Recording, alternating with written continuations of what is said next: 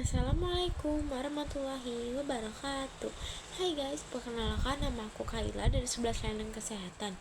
Di video kali ini aku akan menjelaskan tentang mental yang harus kita punya atau kita siapkan pertama kali ke rumah sakit, terutama bagi aku yang lagi PKL atau belajar pertama kali di dunia kesehatan.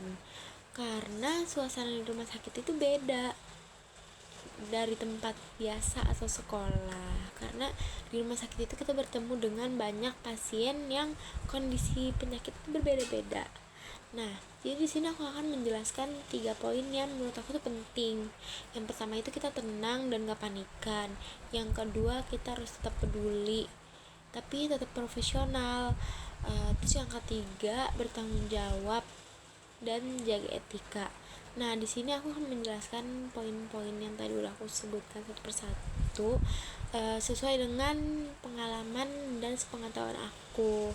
Jadi, yang pertama itu tenang dan gak panikan.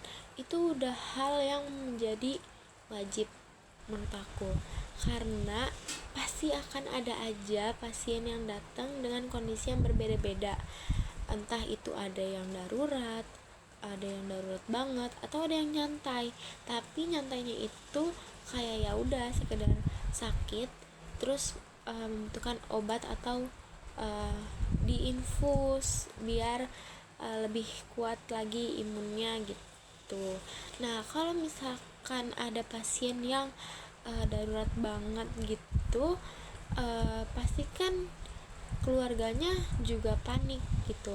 uh, Pokoknya panik, terus sedih karena takut kenapa-napa. Nah, jadi kita sebagai uh, orang yang akan menanganinya itu, kita harus bersikap tenang dan gak panik juga.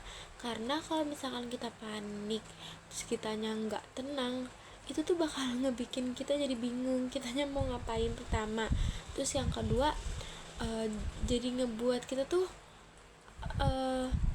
gedabak gedebuk gitu, karena mikir aduh ini gimana ya gitu. Karena kalau misalkan kitanya tenang, kita nggak panik, itu tuh kita udah tahu kita mau ngapain, hal yang harus pertama kita lakuin tuh apa gitu.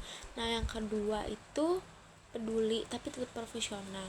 Nah, kadang tuh ada aja pasien yang datang dengan perasaan yang takut, gelisah, atau lagi sakit gitu kan. Nah, kita tuh harus tetap peduli, kita harus menanyakan kondisi keluhannya itu gimana, tapi ya itu tetap profesional. Contohnya kayak misal ada pasien yang takut sama jarum suntik gitu.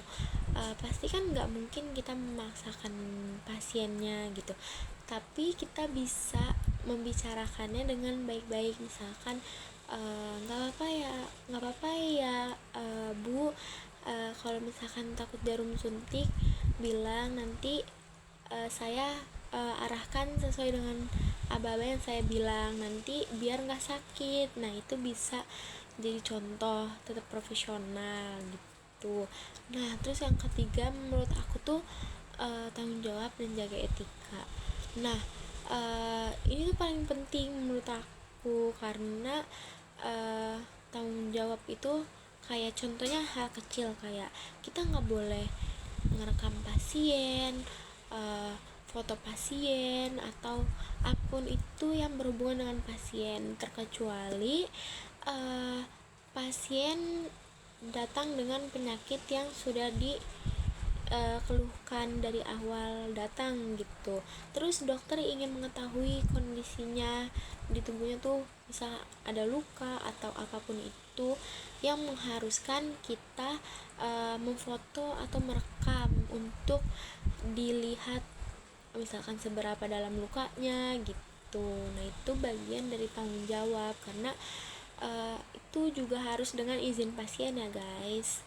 Nah, kalau jaga etika itu tuh paling penting, karena nggak mungkin juga ada pasien datang terus kitanya tiba-tiba nyelonong tanpa bilang dulu ke kakak perawatnya kalau misalkan ada pasien datang, terus kitanya so tahu gitu, kita harus bilang dulu ke kakaknya, kak maaf itu ada pasien, aku boleh bantu nggak ya untuk menanganinya gitu.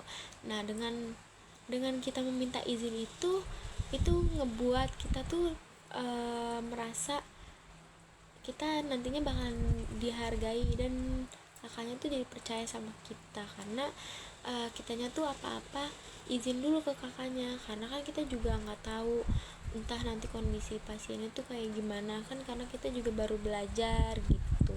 Nah menurut aku tuh segitu aja pendapat aku dan pengalaman aku tahu gitu. Nah semoga penjelasan dari aku bermanfaat ya guys, kurang lebihnya mohon maaf. Wassalamualaikum warahmatullahi wabarakatuh.